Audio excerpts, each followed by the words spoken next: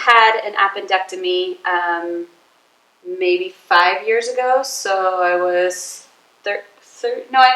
I was right around 30, so maybe it's been even longer now. But I had an infection afterwards that lingered for close to a year. And then when they finally figured out, that I actually had a bunch of actual abscesses. Mm-hmm. Sorry. I had abscesses all throughout my abdominal wall. So they had to basically give me a C-section opening and go in and clear it out. Yeah. And so when the surgeon went in, he said I had like cobwebs of scar tissue throughout my whole abdominal wall. Right. So now, it's just kind of the aftermath of trying to clear it out. And obviously I've been working with your balls for a long time. I've done physical therapy. I've even actually worked more recently with an ART chiropractor. Great. Yeah. But, I know I'm not the only woman out there that has scar tissue in this area. So what do you think? Yeah, there's something like 70 to 80% of all abdominal surgery, laparoscopic. Mm-hmm. Okay, so like laparoscopic is like, it's not very invasive. There's just these little things poking in. 70 to 80% of those people have to have additional surgery to deal with the scar tissue. Yeah. So, and you're talking about getting cut open not once but twice. Totally. And obviously, he's going with all those abscesses. He's going to find that the fascial tissues. That, by the way, your fascial tissues are what helps your body to remodel. Mm-hmm. And when that remodeling has happened, then you don't need that scaffolding anymore. You don't need it anymore. Okay, the blood vessels are going where they need to go, the nerves are going where they need to go, but now I'm left with all of this interior scabbing, essentially. Mm-hmm. And so that's what we're talking about when we have scars. And so addressing that yourself once you're cleared for exercise is okay. Right. And so for the abdomen, it's a pretty big target that, where your stuff probably is, generally in this lower right quadrant. Yeah. But that lower right quadrant tension is going to actually pull things. And by the way, this is my baby. This is my little 26-week-old son. It's going to be pulling and torquing other tissues towards it. Both the deep stuff, meaning your visceral tissue. So organs will migrate towards the scar, but then the stuff that's layered on top because of the incisions, abdominal musculature will also migrate towards that. So liberating as much movement as possible is a good idea. Mm-hmm. So one of the simplest way is to do something called pin, spin, and mobilize. So you lay right down. You can put the ball either right on the scar, slightly above it, slightly to the left, slightly to the right. Anywhere in the region of the scar is going to be kosher. So go down on your belly.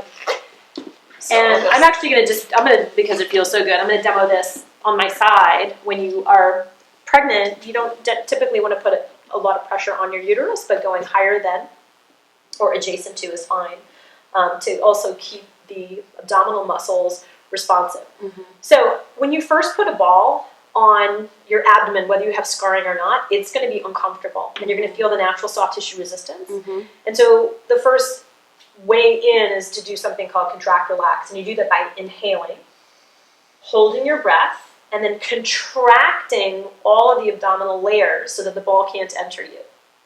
And then you exhale and you let go. And as soon as you let go, you'll already feel more pliable. Go ahead. It's so weird how that works, right? Mm-hmm. So you breathe in, hold your breath, create tension in the abdomen, and then exhale, let go.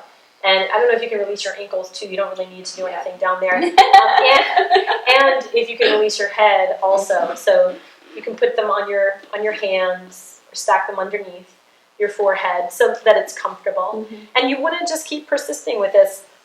Breath in, hold, contract, and exhale, let go. By the way, this technique, when we're going towards some scar tissue relief, this is like a baseline #1 technique that I teach people in terms of getting in touch with abdominal breathing, which we discussed on the podcast.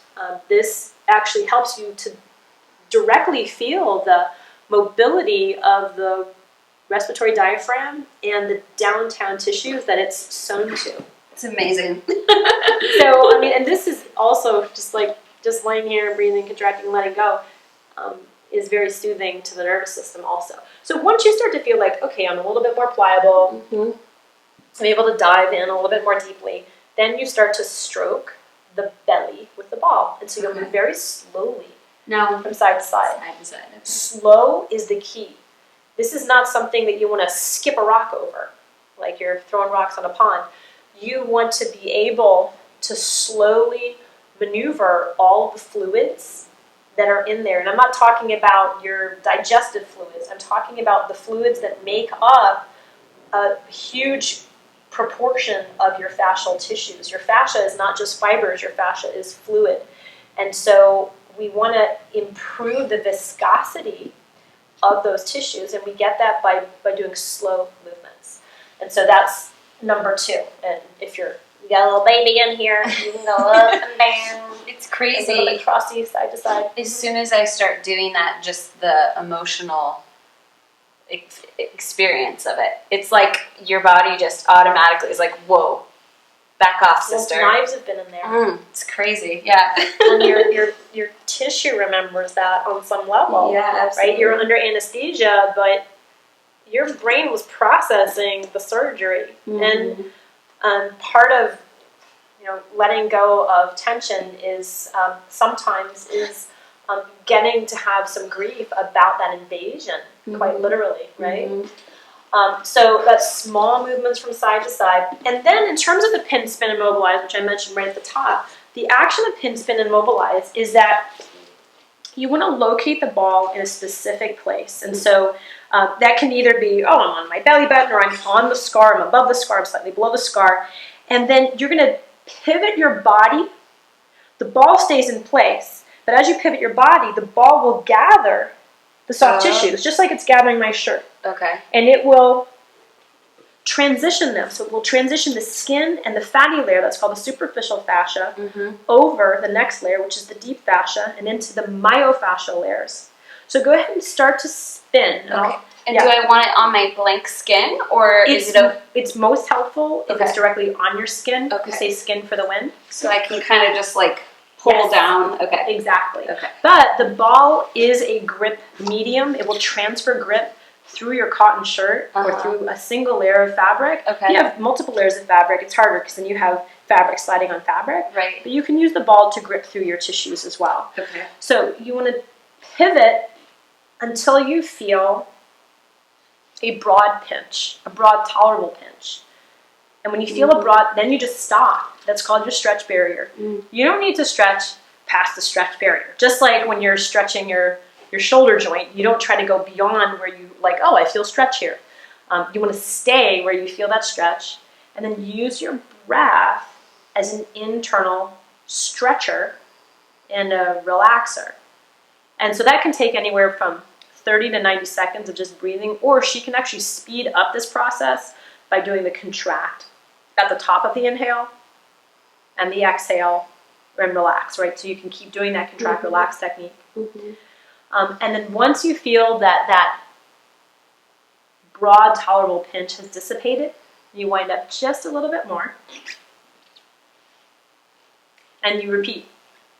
And you can keep repeating in these incremental ways for as long as you like, as long as the feeling of pinch is tolerable, that you can breathe, you don't feel like you're overstretching.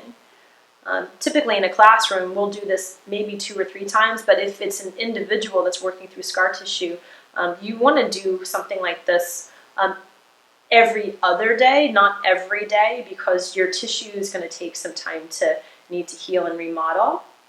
Also within this, here's another thing that you can do, is you can make little micro moves to the right or left or up and down once that tissue is in the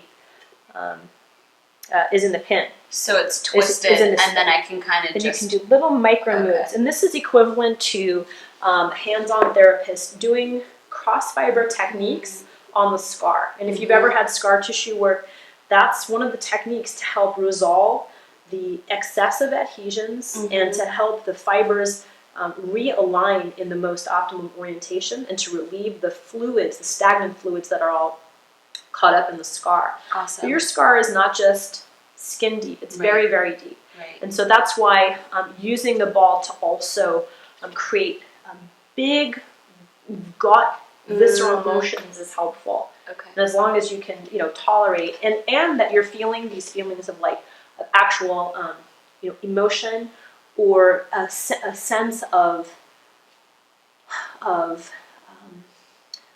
relaxation relief, then those are actually really good signs. If you start to feel anxiety or like you're unable to breathe, then you want to get out and try it again at a different time.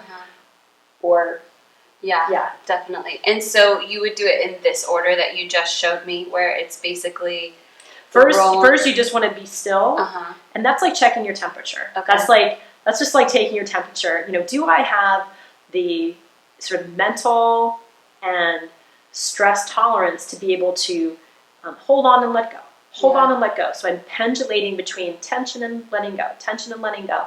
And if that's like, this is and this is helping me to descend into the let go place, then just letting that area know I'm here. And you let that area know you're here by giving yourself some gentle stroking across the midsection. Or, that could be gentle stroking up and down, but some type of gentle wave-like motion. And then to get into the specifics, right? And to do it to a tolerable level. And 5 to 10 minutes. I mean, if I were... Total? Yeah. I mean, you could go past that 10-minute mark, but I would say when you're first starting out, you want to have smaller doses, and then as your tolerance builds up, and then there's lots and lots of things after that to then reintegrate into your practice. Awesome. Thank you so much. You're welcome. That was amazing. And this is on your own time. This is on your own clock. The ball is, I think, $12. And it's like, this is a tolerable way to sort of dose the release, and that you can give it to yourself every other day instead of spending $185 every other day or once a week. That you'll see great progression really quickly. But you also want to give it time. I mean, this will take many months to resolve. Right. Yeah. Especially if it was 5 years ago. Yeah, definitely. Yeah. Thank you so much. You're welcome. Thanks, Jill. Thank you. Yeah. Thanks, everybody. Jill Miller, YogaTuneUp.com. The role model. All the things. We'll see you soon. Thanks. Bye.